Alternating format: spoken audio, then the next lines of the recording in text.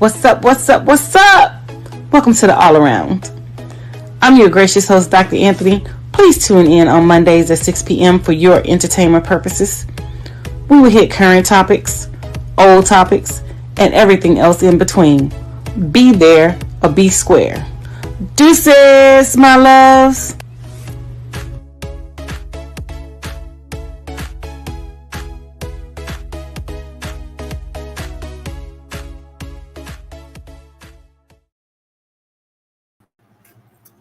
Hi, welcome to another great episode of the All Around. I'm your gracious host, Dr. Anthony, and we have some amazing topics for you tonight. We have the great Mark Lee in the house, my producer. He's going to start the show with me, and Ida B is going to join us about 10 minutes later. She's running a little late, so make sure you guys tune in. So, Mark, without further ado, come on out.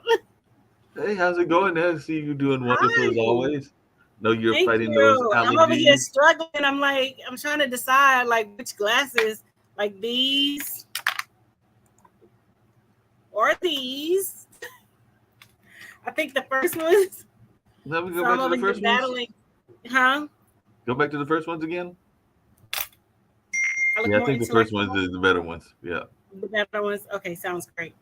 Yeah. go with the first So ones. how's it going? How are I'm you? doing good. We had summer camp, so they did a 2 week intensive. So we had a bunch of kids running around, and they were talking about the future. As a matter of fact, they did something where they were looking at 2100, and ironically, some of them were going to do things to deal with homeless and vertical gardens Hmm. and other things. So they actually saw a decent world, even though they definitely saw that some of the issues were still going on. And of course, they had some local hometown flavor because I'm here in Durham. So, of course, they said that the 2100 champions in baseball would be the Durham Bulls, and they have been the champions in the past. So they're going to be the champions again. And somehow Central was going to make it, and as an HBCU, into Division One, and was going to be champions on the NCAA championship. So, they had some very high goals that they were looking at for some 70 something years from now, all in that space. But there were definitely some ambitious students and all in that space. But I did have a quick question for you, and I know we Yes. got a couple of things we want to get to, but there is uh, teachers that are oftentimes getting abused and all of that. I know that you're in the education space and all along those lines. And I saw this video from a couple of months ago where students love their technology. They love getting their technology. And apparently this student took this teacher took a student's Nintendo Switch, and then the student proceeded to retaliate. So if you don't mind, I was going to show the video, and then I wanted to know your reaction to what took place on this particular incident. Go ahead. Roll it up.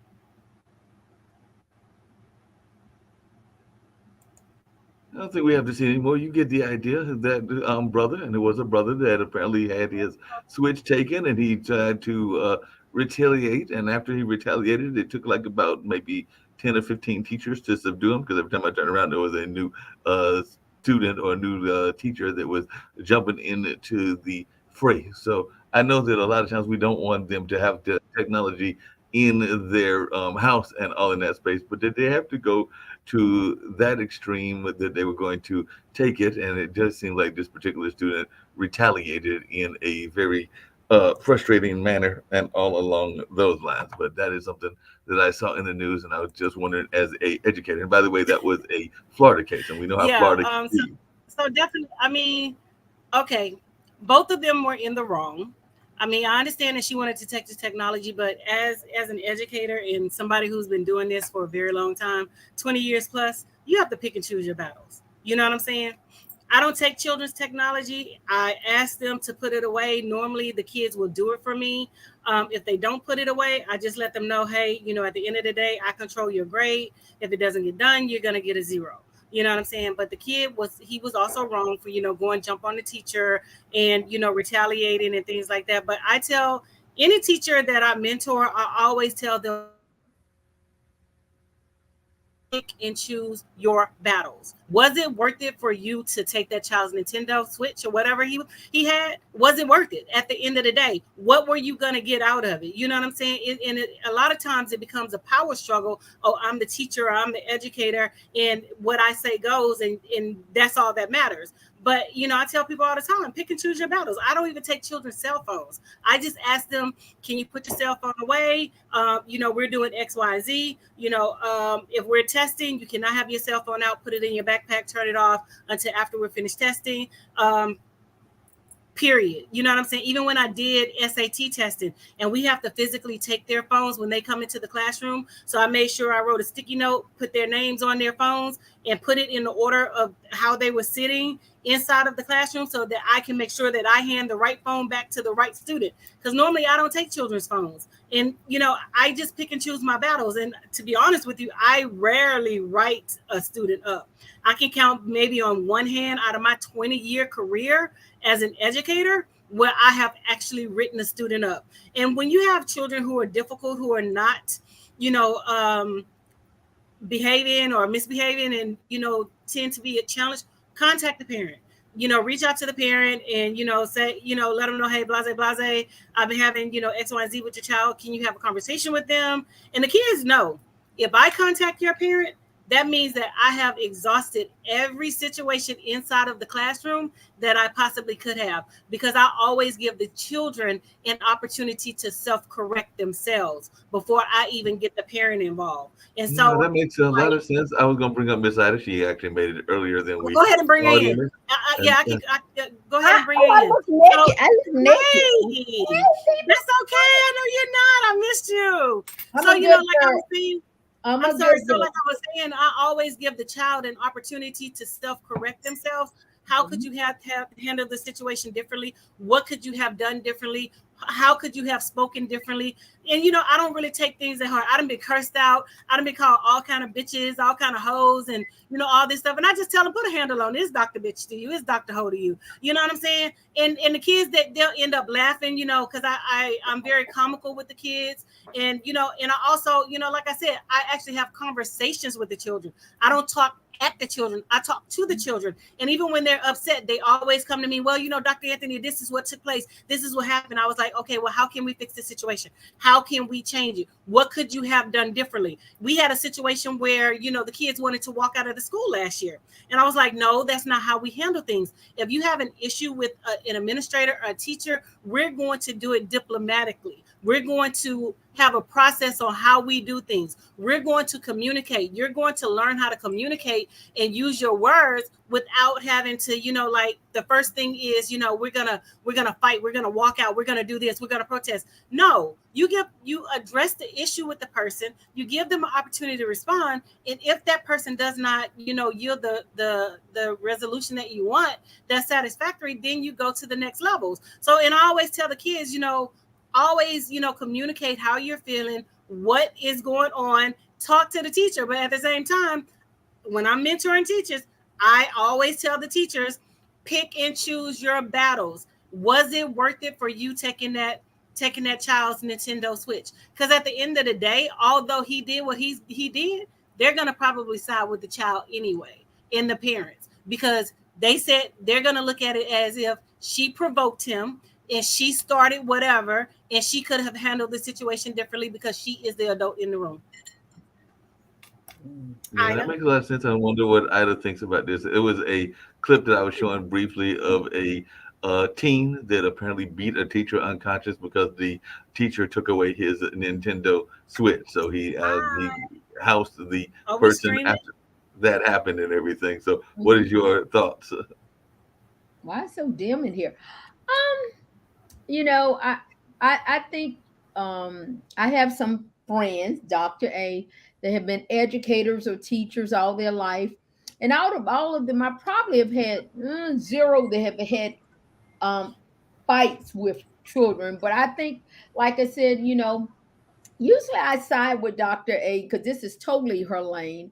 And like you said, the pick your battles. And I think sometimes, teachers have a difficult time, but if the policy, you can't have it there, that, and also you take in a seasoned educator, you don't found works around, you know how to deal with people, the children, their personality. And I think sometimes when we see things live, we're getting the most climactic moment. We don't know what was the build up. We don't know the history. And sometimes I like to say, well, what was up? But do I say the teacher provoked the child? I don't, and they're young adults, they're learning to manage themselves. But I think also this generation is very viral driven. They get egged on by their peers, and should it be consequences for it? Yes. And then I had one of my friends, she was attacked by a student and it caused her to have PTSD.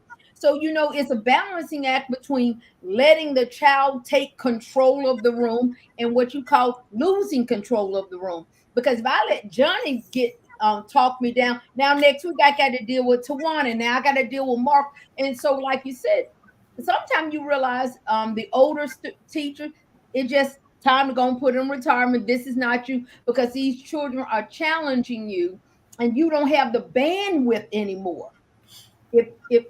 And so does anyone have the right to put their hands on you? Absolutely not. Should it be consequences for that young person? Absolutely. So yeah. But I mean, it's not even, it's not even about having the bandwidth. It's about, doing what is good for your classroom. You have to know your audience. I used to work at the prison. I worked at a prison with, with children who were murderers and from all walks of life. And I never lost control of my classroom. You know what I'm saying? But you have to know your audience, and you have to know the children in which you are dealing with. And like I said, you have to communicate with the child. You cannot talk at the children. You have to talk to the children. Before I start instructing, for example, when I teach middle school and elementary, before I start instructing, the whole first week and a half, the only thing that I go over in my classes are rules, policies, and procedures. Rules, policies, and procedures. And so a lot of people are like, I was teaching computer science, computer technology initially. And they were like, it's because, the kids like the computers. No, it's because I did what I was supposed to do. I went over rules, policies, and procedures. So you can't have expectations for children and they don't know what your expectations are. So if you just walk in that classroom and you just start instructing, the kids don't know from Adam's apple what you expect on a day-to-day basis, and you can't make assumptions about what the child knows that think that you can't do that. You have to teach the child everything that you want them to know, and that goes back to rules, policies, and procedures, and you put those things in place before you even start instructing. And even with the high school students, I go over rules, policies, and procedures for the first couple of days, and then we have the Jesus talk. And in my come to Jesus talk, I let them know I'm not that one. I'm not that teacher. I'm from Louisiana. You hit me, I hit back. You know what I'm saying? So please, if you respect me, I'm going to respect you. And like I tell the kids, I was like, and it doesn't even have to come to that. Just let me know. If you're having a bad day, just say, hey, Dr. Anthony, I'm having a bad day. I just can't take it. I need to put my head down. I need to do X, Y, and Z. And my kids understand and they know. And I have kids coming up to me and believe it or not, I teach over 40 something kids in my Foundations of Technology and Engineering class, and my kids never skip. So that says a lot about me. And then I have other kids that are trying to come inside of the classroom. But like I said, I talk to the children. I don't talk at the children. And we have an understanding from day one. So when you lay out your expectations for the children, they know, and they know when, because I never raised my voice. I raised my voice one time last year, and one of my little children with disabilities, he was like, Dr. Anthony, I'm sorry, you're scaring me. And I said, I apologize for raising my voice because I never raised my voice. I said, you guys are not listening and you're not paying attention and you keep asking me the same questions over and over. And if you just sit there and listen to what I'm saying, I have already explained this. So, you just have to, know your audience, talk to your kids, explain things, expectations and lay them out. You know, was it worth it for her to take the Nintendo Switch? No. You're trying to exert and exercise power. Now you done got your ass whooped, you done got bullied, and now you want, you know, you probably gonna want them to press charges. But at the same time, you didn't have to take his Switch. And 9 times out of 10, they're gonna look at it like that. You didn't have to take his Switch. You went in and you physically took his property, because I don't take the kids' property. I don't touch their property. If it's I think is like suspicious, I'll call security. Security has the right to touch their property. Educators don't have the right to touch their property. Educators don't have the right to go into their bags. Educators don't have the right to do any of that stuff. So I'm not going to put myself in that position where it's going to be, you know, questioning, you know, policies, procedures, and ethics on my part. If I ask you to put it away and you don't, I'm just going to let you know at the end of the day, you're still responsible for my work, and I control your grade. No. I'm not going back and forth. I'm not arguing with you. I'm not arguing with your mammy. I'm not arguing with your pappy. I'm not arguing with any of y'all. It is what it is. I'm Queen Bee. What I say is law, period. Yeah, that makes a lot of sense. I got good news for you, Ida, and Dr. Anthony, since you were talking about the fact that you teach technology. I was actually talking to a relative that is working with a company, and I have good news for all of you that have been following Star Trek and Star Wars and everything. Warp speed is apparently going to be here in about another 10 to 15 years. So in a little bit, I'll be able to just pop my fingers and be right there in Maryland. It's already right here. It's already here. It'll be to the general public in about 10 to 15 years. But, you know, just for the audience, please know that I'm not only certified in technology, I'm certified across the board. I'm certified pre-K through 12. So I can pretty much teach any subject. So in the afternoons, I teach ELA, which is English Language Arts, to high school. So right now it's summer school. I'm teaching English Language Arts to middle school. So don't just think Dr. Anthony just work with computers all day and we do experiments and things like that. No, I can do other stuff. I know you can, but it was interesting. My cousin is actually part of one of those companies. No, I'm glad. Well, because, you know, in DC, they actually used warp speed the other day. Well, not the other day, but the other week or whatever, when everybody thought it was an earthquake and things like that or whatever. So the technology is already here because, you know, the government, they have all these, you know, different technologies. And, you know, we get things, you know, like years later, like the internet. They had the internet way back in, the 50s, 60s. We got it, you know, later on in life and things. So, yeah, so it's already here or whatever. So we'll get it. I believe it's already here. Now, one of the other things that I know you want to talk about is it comes down to personal responsibility and all in that lane is apparently a incident was going on where the lady was getting beat. I think that was up there in another part of the country and everything. And then the child went and definitely shot the gentleman. And I've got the video where they have now been acquitted. So do you want me to roll the video? And maybe we can talk about that as well. We begin with breaking news this afternoon. Prosecutors dropped murder charges against a woman and her son accused in the shooting death of a man during a fight at a fast food restaurant. The decision comes after video came to light showing the victim punching the woman before the gunfire started. Carlicia Hood walked out of jail a little more than an hour ago, hugging her family in relief. And that is where we find CBS 2's Charlie DeMar. He is live with more on today's emotional court proceedings. Charlie? And Jim and Marie, we were in court as those charges were dropped. Those charges were dropped after the Cook County State's Attorney's Office said they simply could not meet the burden of proof in both of these cases. As you mentioned, Carlicia Hood walked free from the Cook County Jail, and we're told her 14-year-old son was released earlier today from a juvenile detention facility. Carlicia Hood walked free from the Cook County Jail and shared this emotional hug with family.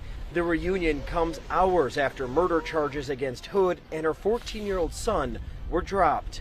If you say one more thing, I'm gonna knock you out. The charges stem from the fatal shooting of Jeremy Brown inside the Maxwell Street Express in the West Pullman neighborhood. Video posted to social media shows Hood arguing with Brown inside the restaurant. Prosecutors say that's Brown in the white shirt. Hood then began texting her 14-year-old son, who was waiting outside in the car. Surveillance video shows the teen enter the restaurant and witness Brown hit his mom at least 3 times in the head and face. Prosecutors say that's when the 14-year-old pulled out a gun and shot Brown in the back. Both Hood and her son initially faced murder charges, and she was being held on $3 million bond. Today, those charges were dropped by the Cook County State's Attorney's Office. You have the right to use deadly force to stop that force against another person. And that's exactly what happened in this case. And that's exactly why the state's attorney's office dropped this case today. Now, Hood declined to comment shortly after she was released from jail, but her family and her attorney tell me they are relieved that she is home this afternoon, that she will be with family, and they also tell me that they feel that justice has finally been served. We are live from the Cook County Jail. I'm Charlie DeMar, CBS 2 News. Looks like self-defense to me. I mean, it's a lot to unpack. My thing is, why does a 14-year-old carry a gun? You know what I'm saying? So I'm not sure of the gun laws in Chicago, but she knew that her son was packing and she knew that her son had the gun. So she called for protection. But at the end of the day, you know, dude has to understand whatever, you know, your actions has consequences.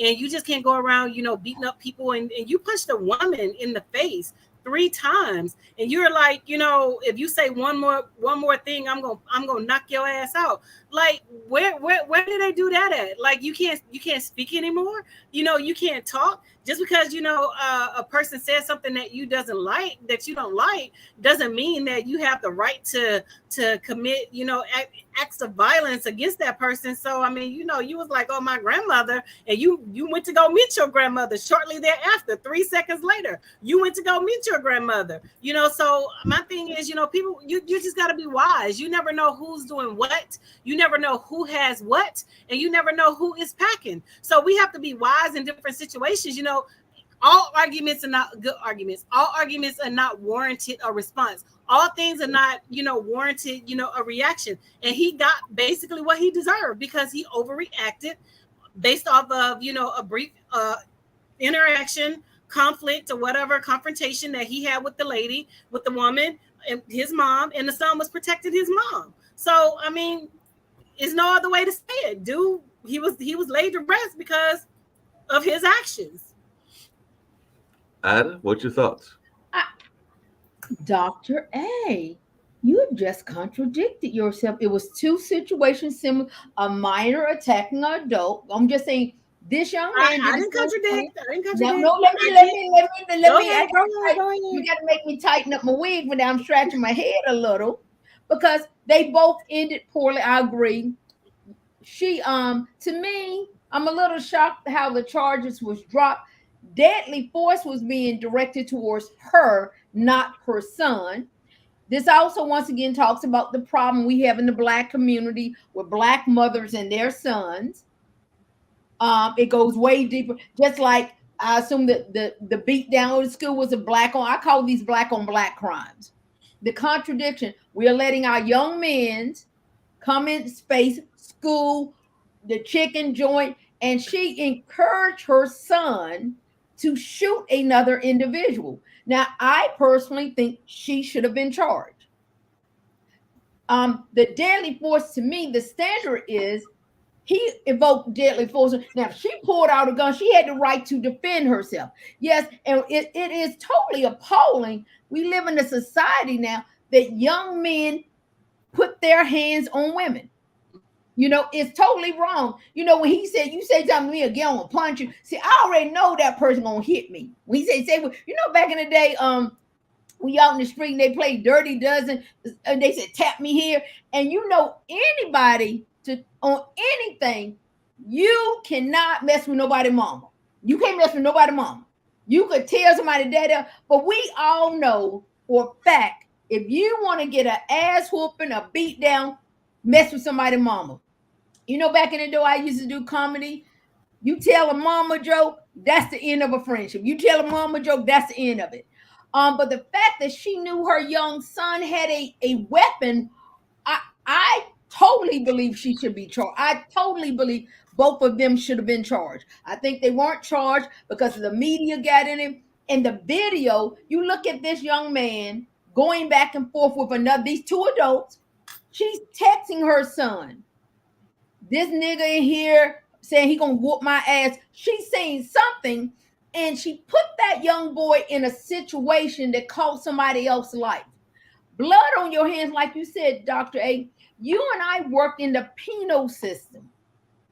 And people are in the penal system because of emotion. You didn't put no respect on my name. People are going to prison because someone offended them. Like that like the teacher we're talking about. She offended him. She crossed over some lines. But I'm appalled at the mother that she texts her son and say, come in here and harm this other individual. Now, should he have done something? Yes. But the fact that your 14-year-old child going out with a weapon, shooting people, that, you as an educator, that's going to stick with that young man all his life. Almost definitely, yes. Yes. We look at in the moment, but what if the aftermath of it? Mm-hmm. The aftermath. I'm beyond enraged that you told your son to come in here and handle this. First of all, your son is still a young minor. That could have went many different ways. It could have. But once again, this is a take it home. White America don't care. We kill each other. You ain't got to go to jail for killing each other. We already think you animals. So the only reason that didn't end differently, because America don't care black people kill each other. They assume we're going to kill each other. So when the white prosecutor and the jurors looking at this, they look at the video, they said he provoked her. They're now almost doing like the Florida law. What's that Florida? I call it the George. Brown. Yeah. So, but the fact that she texts her son and told him, come in here. And now did he have the right to, and he punched her 3 times? It's greater than the death of him. It's the fact that you got a young black man out here that has no respect for a female. This woman probably is old enough to be his mother, and he smacked her like a man on the street. And what consequences did he think was going to happen? I'm going to beat your ass, and I'm going to walk out this store with my chicken wing. It looked like they was in a takeout joint.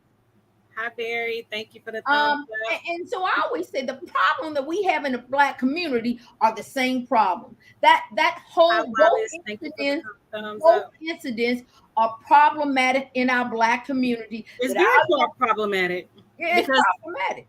And we're promoting. What if I love you? What would you say to your young students if they seen that? Would you defend that behavior? Would you say yes? He had the right to shoot this man because he punched her mother. Hey, go ahead.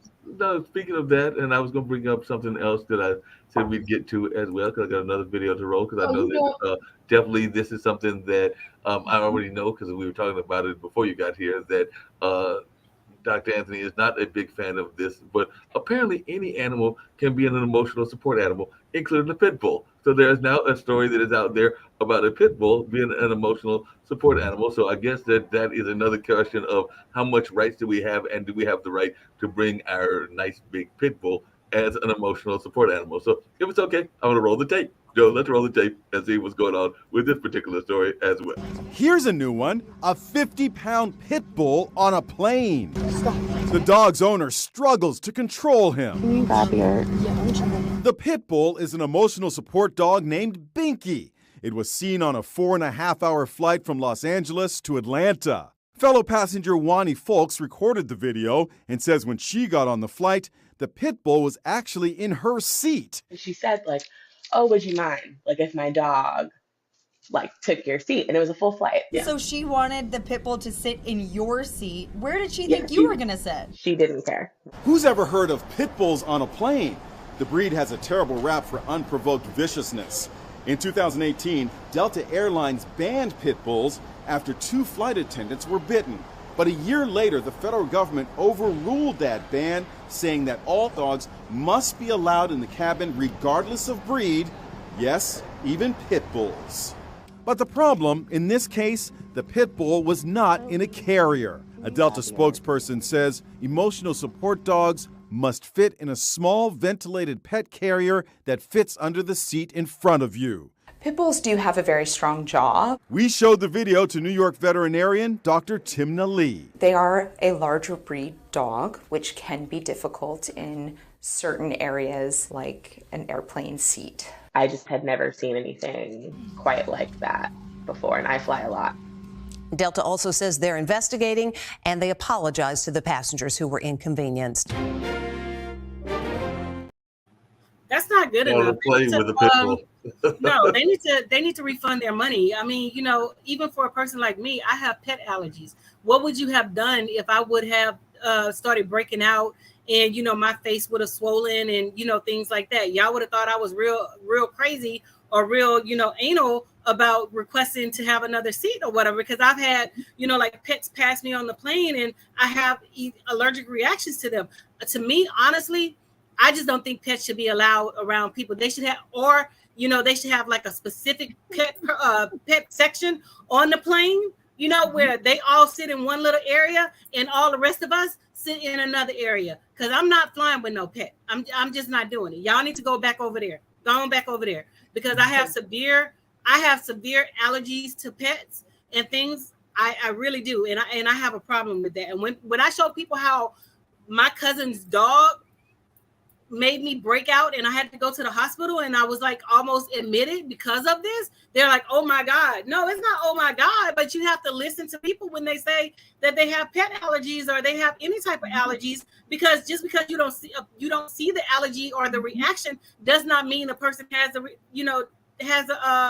the allergy. I carry an EpiPen with me everywhere I go, just in case something like that happens, because I have to be able to like inject myself, because my throat swells, it closes up, my eyes swell, they close up, my face swell. So I mean, yeah, they need to have their own section in the plane. Put them far in the back. Put their asses far in the back. But not just the plane. But I got a question for you, because I remember that when Urkel's,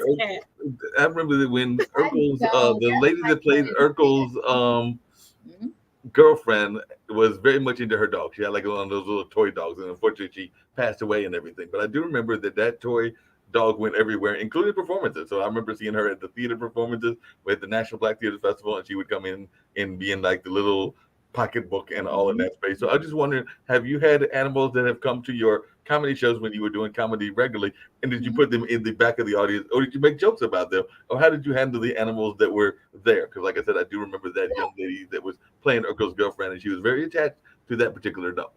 Well, first of all, I call BS on emotional support animal. As a former veteran that deal with people with service animals, that it's a regulation that you got to go through to get, so a person can see, like you said. I think it's crazy. I have seen some of my friends, they say, oh, all you got to do is say you got disability and you got anxiety. And so now what we have done, we have become so compliant. We don't want to offend everybody that you're now getting into certain crossover. Now, to me personally, all I would have said, first class. You just got to go and put me in first class, because no, ma'am, I'm not riding with this dog. And the fact that he got that far down into the thing, and it put a burden on the airline. Now I got to pay because somebody made a mistake and let this person book a flight with that. I call BS. I have some of my friends, they said they have emotional support animal. I said, that's when you rent a vehicle and drive where the hell you need to go, because you don't have the right to infringe on me. And then like you said, as soon as somebody get bitten, now I'm suing you. I'm suing the person I sit beside. I'm suing the airline. And I'm going, and to me, I think we have now become a society. I love the LBG community. I think we got sectors of people that we don't want to offend. The law's supposed to offend because it has to correct. Like I said, so a pit bull is on here and the woman's going viral. And, now I personally, I wouldn't have sat there. I'm with Dr. A. She flies a lot. And you take in consideration animal carry bacteria. You already got to deal with the crying babies. You got, you in this confine them. And it's also distressing for the animal. The animal is in an environment where he don't know how he might react. But I had to back it up. She had already put the dog in her seat. See right there. I would. You know what I'm saying? She had already put the dog in her seat. So you have not only, infringed upon me, but you have put your dog with that pet vendor in my seat. And if it gets on me, I break out. I'm seriously allergic to pets like that. So you didn't take into any consideration the person who was coming up on that on that plane or anything like that. Mm-hmm. I want you to look at what Barry had to say, because Barry brought up a very good point and everything. Barry said that he had to stand up for a woman today. A man should never call a woman out of her name or put his hands on them and could have lost my job did not need to use force and handled and resolved the problem, and more than willing to defend the weak. Man just ain't bred this same way anymore. Parents letting kids around will bring back the belt. So apparently saying we need to bring back the belt and all in that.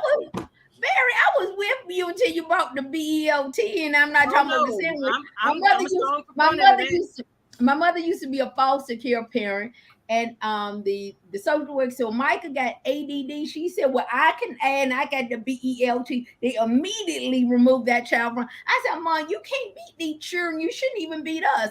But like you said, society have lost something along the way. We really don't have manners, and manners have to be. The only reason we have manners is because of the laws, and so we do. I went this week. I went to Hampton Jazz Festival, and I was watching people, and I said, people don't respect personal space. They don't have manners. People are gross. And I realized if you didn't have a law telling you not to do something, we will be like wild animals culturally, just Americans or people in general. And so when you see things, and if you're offended, you're a bigot or you're extremist. If you become the Dr. A of the world. I got a question for you. This is very confusing because this is just my question that I'm going to ask both of you. Is part of the problem the pandemic that we just went through? Because remember that they said we had to keep a certain amount of feet from each other, and we're supposed to wear the mask, and we're supposed to do all this other stuff. And now that we have been let loose, and because all of those rules are now changed, has that impacted these rules? Have we kind of like gone back and maybe even stretched the limit because we were told that we had to follow certain kind of rules there for a matter of a year or two, and now that we are been let free, then we don't know what to do with the freedom that we've gotten? Well, I don't think it impacted the rules because most of these rules were in place prior to pre-pandemic.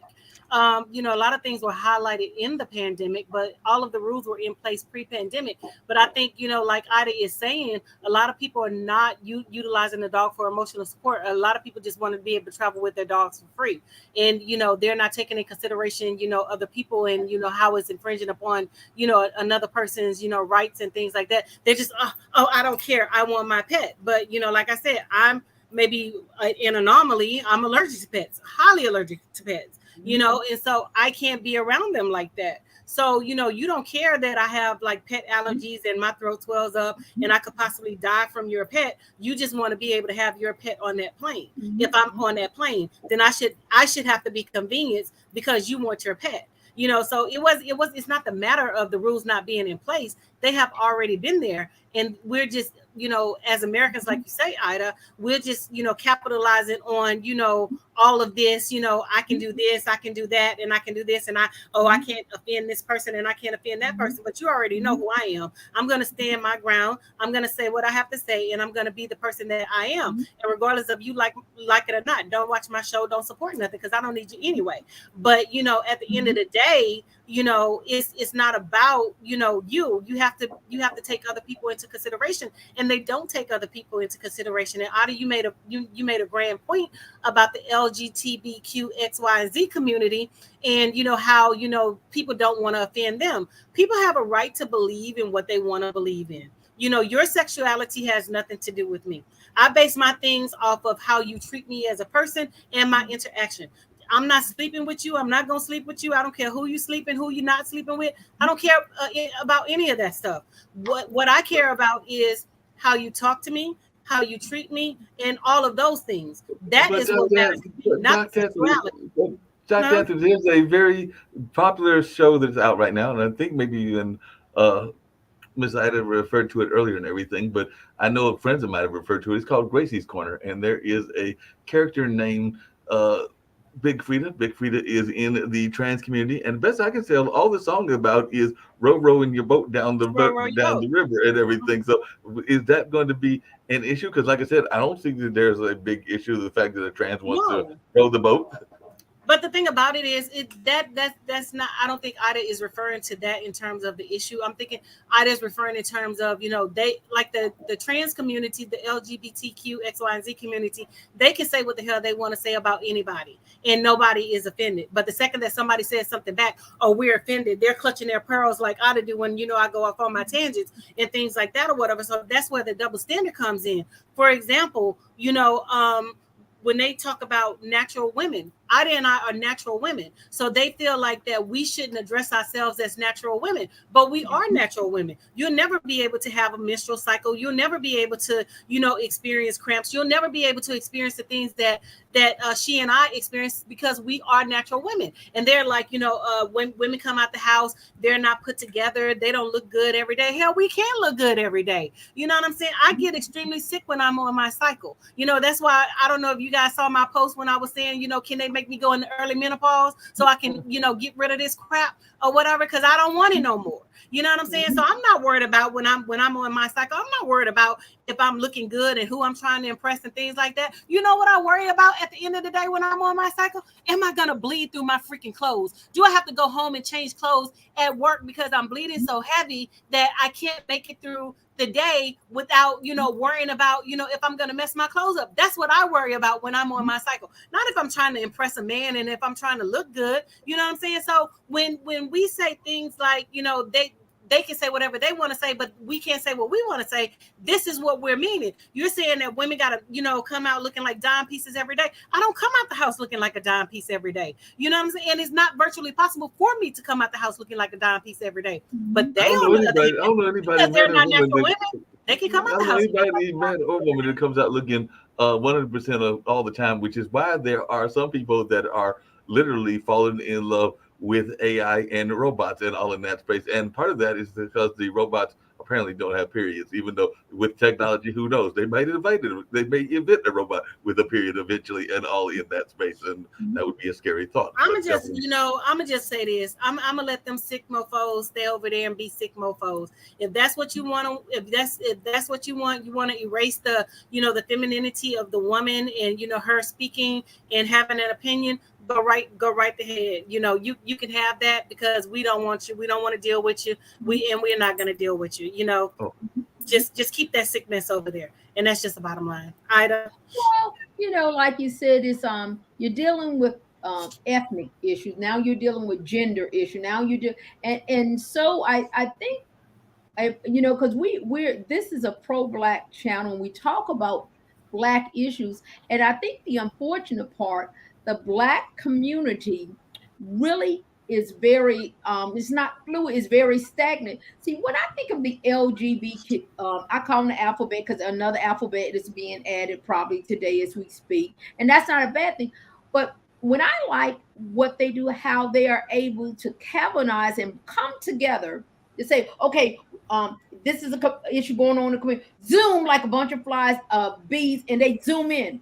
The Black community used to do that, and unfortunately, the Black community would utilize the church for that, and then we use education for that. So I think what have happened, the Black community have been watered down of a lot of opportunity. See, when I thought of COVID or the pandemic of this global thing, I said life is never going to be the same financially in all the categories, spiritually, and life have not been the same. I done found out people was cuckoo for Cocoa Puff more than I thought. So what I think that COVID did, COVID really showed us who we were as people. And once we seen who we were as people, what we like it or lump it, we won't go back. So we are seeing things that are going on. Nobody wants to be the Black community brother's keeper. When I think of the Black community right now, you know who the first person come to my mind? Ben Crump. Years ago, 10, 15 years ago, Roland Martin, Tavis Smiley, we actually had leaders that would be able to galvanize and come together and say, now we're going to focus on this community issue. Because like I said, coming back to these shootings and things go. So now when you think of the Black community, you got to think of entertainers, you got to think of rappers, you got to think of drug dealers. You got names are popping through your life. And the LBG, when I think of the LBG, I think of Ellen DeGeneres. I think of real people, movers and shakers. Now when I come back, we got Tyler Perry. We got Tyler. We sort of have Oprah sometimes, and we got people, and we got Beyonce. You got people that are that can shift the energy of how things. But you got in the education industry, we don't have anyone that wants to take that on. When you think about the crisis in the Black community, because it is a crisis, our crises are being acted out through our blood, through our death. Our life is not worth anything. So I think about the, it's the Black community have always been in a pandemic. We always got crisis going on. The church screwed us over. 30 years and 50 years ago, the church was our go-between. That's why people fell in love with MLK. We try to grab Obama, but Obama said, no, I'm not there for that. So we have to find some way to take our cheat sheet back from these other cultures. What do y'all think about what Barry just wrote down there and everything? Because he's talking about Barry, I wish I could pronounce your last name. Pronounce it for me. No, but he said if peanuts cannot be on the plane, why should animals? Last time I checked, they have a spot on the plane for them dogs, and they should be in the chair when I board. So that is what Barry was saying. Mm-hmm. No, they shouldn't. I mean, the issue is, it's the caucasity. These white women, they feel like, because it's my dog, I wanted to sit there. You shouldn't have your seat. Although, most of the time they charge you for your seat. So regardless, that a person was, assigned to that seat, she felt the need to put her dog in there. And I would have. I think she should have been removed from the plane. I would have totally lost it. That you put a dog in my seat. You put a filthy animal in my seat, in which I'm allergic to. They would have had to do something for me, because I was not flying with that dog. I was not doing any of that stuff. I'm just not, but it's just the caucasity of the whole situation that you feel that, you can put your dog in my seat and I'm supposed to be okay with it. But it made it past 4 flight attendants. When you get on a plane, you got the one to check your boarding pass. Then you get into the carrier, you got 2 right there. Then you got 1. So 5 people decided that this was acceptable, because they had to say, but you know what? We done got to the point where if I say something, I'm gonna be looked at as a bigot, or I'm gonna get sued. So we don't really we condemn whistleblowers. We condemn people that try to enforce rules and regulation. The other day I was in Walmart and I seen somebody stealing the TV. They came out with their car and went through the opposite entrance. And the Walmart said, listen, the guys, I'm getting off in 30 minutes. They ain't got nothing to do with me. It's outside of my pay scale. And the guy just, and so what is happening now? We have decided if we do something, we are the problem. And it's not like, I like how Dr. A started off. Pick your battles. What was on my mind this weekend was Ocean Gate, the BET Award. And sometimes you need a beautiful escape. And so when I was out with some of my friends, 3 of them said Ocean Gate was a conspiracy. These people are not dead. There's someone else. Even though the U.S. Navy and Coast Guard said, I knew these people have been dead since last Monday, and we just let it play out. And so when we try to sit down in a group of community of our own, educational, financial, we can't come to a consensus. So it ended up being an argument. They were like, so you really believe? Hey, speaking of consensuses and everything, I've got one for you. You brought up the Black church. So I got a brother that's brought up the Black church as well. I need my wine, and you gonna be acting like them. This is cold. I'm not ready. I got a brother that's brought up the Black church as well. So let's see what the brother has to say about the Black church. And we're gonna roll this video. It's a longer video, but let's see what the brother's got to say about the Black church. I am just in my car crying because I'm listening to Kanye West's song God Is, and I'm having some revelations, folks. We've heard Kanye say that they are making us kill our own babies. Killing our own babies. Kanye is sharing a message that the Black church should have been sharing for decades. Decades! Where has the Black church been? Where has the Black leaders and pastors been? That they haven't said a damn word about all this abortion in the Black communities. Where have they been? It takes somebody like Kanye West to have a heart change from God to declare they're making us kill our own babies.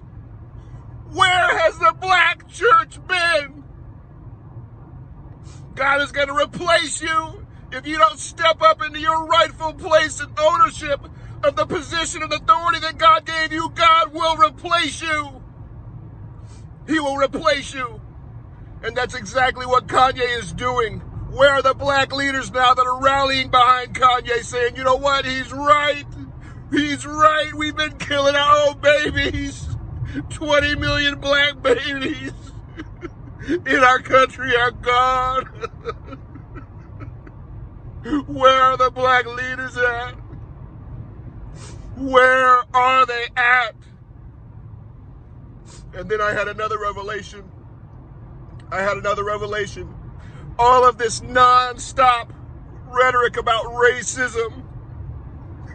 You know what it takes? The mainstream media, all these politicians, they keep pushing this racial rhetoric. It's causing more division in our country. You know what it takes? It takes a touch from God to realize that we've all sinned and fallen short of the glory of God. We've all sinned and fallen short of God's glory. And once you know that, you can forgive. You can forgive anybody for anything once you know that we've all fallen short. That we are all imperfect people and that people have done horrible, evil things. But guess what? It wasn't the person. It was the devil behind the person. There's an enemy out there that seeks to kill, steal, and destroy from us. And he's been doing it. We've been letting him. Those in the church that know God, we've been letting him do this. The black leaders and pastors in the church that have been supporting politicians, I don't care what party, that support abortion, we've been letting the enemy steal, kill, and destroy. And right now, that is exactly what certain politicians are seeking to do, and they're using racism to divide us. We can't let it happen. There needs to be an awakening in the hearts and minds of believers, of those. You get the idea. So what is folks' thoughts? So that's that Instagram that I found about the church and his thoughts. First of all, he referenced Kanye in Kanye's message. Okay. First of all, I don't listen to Kanye for anything. Second of all, like I told one of my students, what white man is there telling you to go out and kill your children? What white man is sitting in the classroom telling you to act up and disrespect your teachers? What white man is sitting in the classroom telling you not to go home and study? What white man is sitting in the classroom telling you not to go home and do what you're supposed to do? What white man is sitting in your house telling you to go out, rob, and do all these things that you're not supposed to do? Where he at? I want to meet him. Because they always quick to say the man. Where is he? I want to meet him.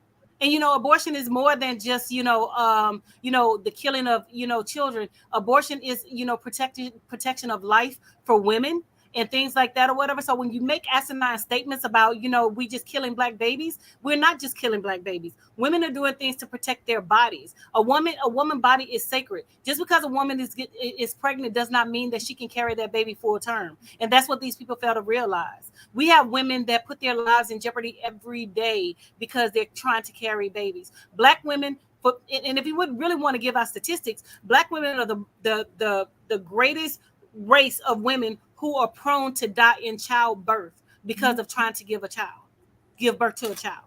So when you say asinine things like that or whatever, and you're blaming the black community and you're blaming the black church, I question you. And then you have the audacity to talk about, you crying and things like that. Your tears mean nothing over here. You know what I'm saying? It means absolutely nothing. You need to go back and check your Bible and read and, follow up and do things. Are all churches perfect? No, they're not. But you need to find the one and find the leadership that you need to be up under the tutelage. You know what I'm saying? Yes, some things are being put out there, but you have things that are being put out there in other ways as well. But they're quick to say, oh, the black church this, the black church that. You know what I'm saying? But, if you're not reading the Bible for yourself, and if you're not understanding the word for yourself, you have no dog in this fight. And that's where we need to start. Reading the Bible and understanding those passages for ourselves.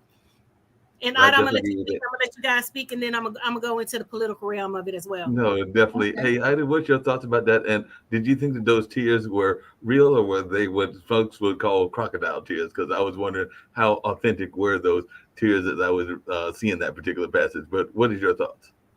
I think they were real. I think he was crying for a lot of reasons, might not have anything to do with that on what he was talking about.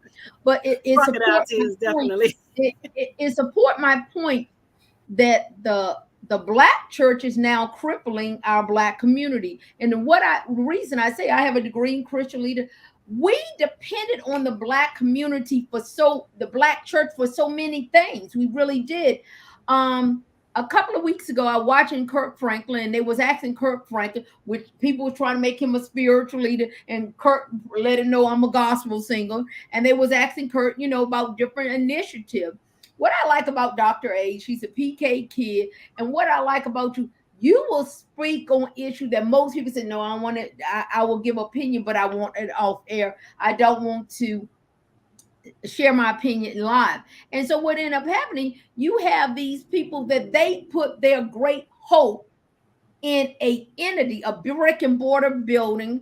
When you think of black religious leader, you think of T.D. Jakes, Creflo Dollar, but that's only 1% of really mega church. And so what ended up happening, it support what I say, when you put anything in another individual who's going to go in a box or earn, you're going to fall short. You, like Dr. A is saying, if you want to have a spiritual aspect, faith, you got to really depend on yourself. I tell people, I do prison outreach, and people blame the church for a lot. What I said, support him. I put some accountability on the church because the church is tied to our slavery. And the church said, come to me for everything, come to me. And when they begin to sleep or molest the children, do everything, we realize, now I can't depend on the church anymore because they're part of the problem. And like you said, you got people that Kanye West 1 year and Snoop Dogg had the #1 gospel record in the United States. And God allowed that to be a full oxymoron. God allowed people that was of the world come and say, I can do what y'all do and make money. I can make money. When you think of T.G. Jakes, when we asked Kirk Franklin, what do you think about the LGBT community? He done got a whole facelift. He said, I'm not here for that. So we did depend on these people. We have a right to speak out against them. Kanye is controversy. We agree. He is very problematic in the black community. We acknowledge he's problematic, but I'd rather have somebody problematic than ghost. So like you said, you have the black community needs to stop depending on the black church because we don't have a vessel up nowhere. We don't have nowhere we can depend on them. Yes, people need to take accountability, but the government, the Democrats have used the black church to get votes. They have used these initiatives, abortion issues. They didn't use these hot topics. But when I used Donald Trump, when he was running for president, he found the top 12 black spiritual leaders. He brought them in. He said, hey, I'm going to need y'all vote. Then when he realized he didn't need y'all vote, he's like, F y'all. He went over there to those top performing white Catholic and he got those votes. He realized these black folk can't make these people vote because they don't vote anyway. And when things are going on voting, the man in the pulpit would not speak on political issues. And I know your father's a preacher, but the stuff we should talk about in the church, we won't. I got people, I said to people, they said, what do you think about tithes and all? I said, boo, you can't manage your 9. What is 10% going to do for God? And I went and joined a church that I could get fed. But like you said, Dr. A, people be dedicated to something that don't serve them, and then they cry on TV because they're so hurt and disappointed. They're crying out. Kanye, that was a great gospel album. So was Snoop Dogg. It was an oxymoron that you let someone that don't even profess that they are a believer, but they have faith, come in your own community and show you how to get it done. The mental health community talks about faith. They talk about the importance of a person having faith, and they have even begun to drag a religious community. They said, y'all falling short. So, I think they were fake tears and real tears, but he had a moment. Maybe he just want to go viral. He might need to be on some meds too, because it was going a little long. Let me interject. No, Let me interject. now So don't be the PK kid. Now be No, I'm you. not to be the PK kid, because the thing about it is, it's not the brick and mortar that they have a problem with. It's not the churches they have a problem with. They have a problem with the man, and the hurt comes from the man when the man hurts them. So you can't put your faith in the man who's delivering the message. You have to put your faith in God and put your faith in the spirituality. So that's where the hurt is coming from. It's not the church itself. It's the person who is delivering that message, because you put your faith in that man, and you turn your faith to the person that you thought was better than, who was above, whatever. And so because that person hurt you, now you have a problem with the church. And it's the black church. No, it's not the black church. It's that one person. It's that one person within the black church who possess whatever, and who put that. And who hurt you. And a lot of times, and what I notice is a lot of people don't read the Bible, and they have understanding of the word. So when they're hurt, they have no spiritual understanding, and they're lacking. So that's where the hurt is coming from. It's not coming from the church itself. It's coming from the people that they put above everybody else, because the people have hurt them. The pastor has hurt them. It's not the church. So you can't blame the whole church, and it's not the whole black church. It's a few. You have, like pockets of churches and, things like that. Yes, we can still go to the church. Yes, we can still get what we need from the church. And I have conversations with my father all the time. I tell him all the time, if the people in your church is not mentally health prepared, do not have a conversation with that person about mental health. You make sure that your person who is doing those counseling ministries have that background in order to have those mental health conversations. Right. So, and like I said, it's not the church itself, it's the people within the church. That's where the hurt is coming from. The church hasn't hurt you. How can a brick and mortar hurt you? It's the person that has hurt you. It's the person that is delivering the message that has hurt you. A brick and mortar place, that's just like this place that I'm in. That's my shrine. So my shrine has hurt me. Come on now. Part of the problem is folks have got caught up in the personality. Folks have got caught up in the personality. They have gotten caught up in the person who is delivering the message. But the church is why the LBQ community gained traction. But that is one person. It's not the church itself. But the church will talk about homosexuality, or they won't talk about shacking. They won't talk about I done been around. Most churches was dragging those homosexual, but you ain't saying nothing about the pastor to beat his wife, having children outside of marriage, and adultery. So like I said, I have a degree in leadership, and I have a problem with how the church preach. Y'all preach on things that have no. It's the person. It's the pastor. It is not the church. It is the pastor. No, the pastor is not the church. The pastor is one entity of the church. The church is a collective body of people. You have the pastor. You have the government. You have everybody else. You have the ministers. You have all these. You have all these people that make up the church. The pastor is only one person, but the government holds. But even the government holds. Ida and Dr. Anthony, I know we're winding down and everything. But wind it down. But I do have to bring up a point, because there is a particular church. I think it's a particular white church, but they got black members as well, that apparently recently said, "Hey, all you women that want to be pastors, we don't want that," because that's what I think the Southern Baptists just recently announced, was that they were not going to have any women pastors, the women leaders. The Southern Baptists came out in their recent announcement that they were not going to have women leadership. So that's a problem. And the thing about it is, most Southern Baptist churches are like that. My father's church is a non-denominational. My father's church, he has women leaders. My father is like, God called you to preach. He was like, stop running. Everybody tells me this. And I was like, I'm still running. I'm still out here being worldly. I'm still out here doing what I'm supposed to do. Not what I'm supposed to do, but doing what I want to do. So my mom church is Southern Baptist. They don't believe in women leadership. They don't believe in women, bringing the word and, things like that. And I mess with her all the time about that, and it's a difference in the churches, and it's just a difference in the belief, so if that's the church that you want to be brought up in, then hey, that you want to be brought up in. Just like the new Supreme Court Justice, Amy Coney Barrett. they question, you know, if she's going to allow her faith and her belief to infringe upon her decisions to make, you know, rational decisions upon the Supreme Court.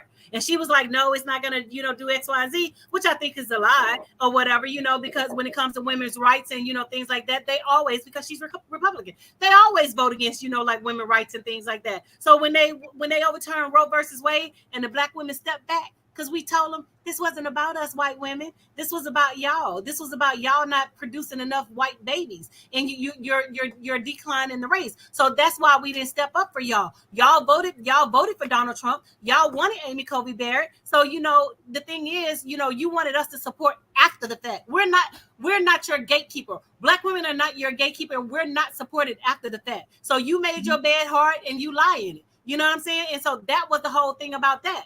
And, you know, like I said, it's about the person. People get hurt from the person and they automatically blame God. God didn't do anything to you. It was the person that did something to you. And so the whole thing is you have to know God for yourself. You have to know the word for yourself. You have to understand so you can know you know, the word. And when somebody is telling you something that doesn't just sit right with your spirit, because my father just asked me when I was at home last week, he was like, honey, he was like, do you go to church out there? I said, they're not right.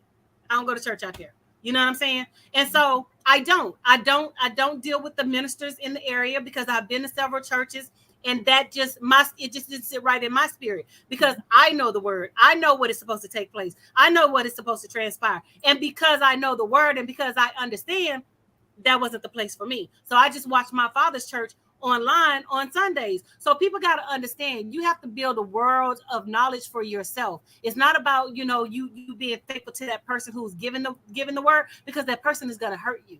God didn't hurt you, but you had a right to sit in that message or you had a right to leave that message. And you chose to sit in there and you chose to, you know, subject yourself to whatever. So the man hurt you. God didn't hurt you. And people got to understand, and they're condemning God. You can't condemn God. Because, like I said, it's that personality. I know we're getting ready to get out of here, but two things. One, we didn't get to John Lemon, who apparently broke his silence, so maybe we'll talk about that on next week and everything, because apparently he's staying. What happened? But I didn't know I love her. We'll bring up John Lemon next week, and we'll also bring up something else that I think y'all will enjoy. And it might be just as controversial, because apparently a lot of brothers and sisters are running to catch up and date another part of the world, because they're not going for the white girls, they're not going for the white man or anything along those lines. There apparently is a movement out there, because there are about several billion of them, for folks to be running after these Asian folks. So apparently that's something that a lot of folks they can have them. Go on, do what you do. Y'all can have them. We'll talk about it next week. It's called Passport Brothers. We'll discuss it next week. It's called what? Passport Brothers. We would definitely discuss it next week. So, yeah, you know, I only need a whole week to get it together, because I'm not the ready. clock on the wall says that's all, y'all. So I'd already know she's gonna be clutching her pearls next week, because I'm gonna bring the thunder. I'm gonna bring the drama. So we're definitely gonna be in the rain and in the hot seat. So Mark, get ready for it. So because you know I love that topic. It's very controversial to me. So we're definitely gonna have that as the primary topic of next week. So make sure you guys click like and share. And I want to thank you for tuning in to another great episode of the All Around. And make sure you check out Ida's page, IdaBullock.com. And she's she's my girl. She's a life coach. She's a minister. She can do your wedding. She can officiate your thing. She can coach. So make sure you check her out. She's a notary. She has all these different type of services that you guys can benefit from. So make sure you hit my girl up. She is DMV. And before we get out of here, we got to shout out those folks that we know we're watching. So we got to shout out, and he did make comments. Barry LeGranville, and definitely I hope I pronounced that right. But if I did not, you will correct me on that. And also a big shout out to Wallace Gordon. And there was somebody that wrote a comment that I did not understand what the comment was, but I'll just throw it up there. But there was somebody named Crucian. My sister that was also there as well. That's about the dog. That's about the dog. She know I would have like totally died. I would have died. You would have been done. Allergies don't, I carry an EpiPen everywhere I go. Them allergies don't be playing no games. Understood. So we're getting ready to get on out of here. We'll be back next week, and I guess we're going to talk about those passport brothers and sisters. So let's be back and have a lively conversation. This was a lively one, and we'll be back next Monday. Thank you. Bye, everybody. Oh, by the way, since we're going to be back next Monday, next Monday is also the 2 days after, and I hate to say it, but it's 2 days after the 61st birthday. So yes, your producer is going to hit the big 61 on this Saturday. We have to celebrate. Have to have a party. We got to celebrate, definitely. Cool. All right, thank you guys for tuning in.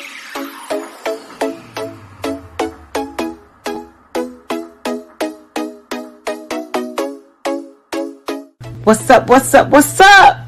Welcome to the All Around. I'm your gracious host, Dr. Anthony. Please tune in on Mondays at 6 p.m. for your entertainment purposes. We will hit current topics, old topics, and everything else in between. Be there or be square. Deuces, my loves.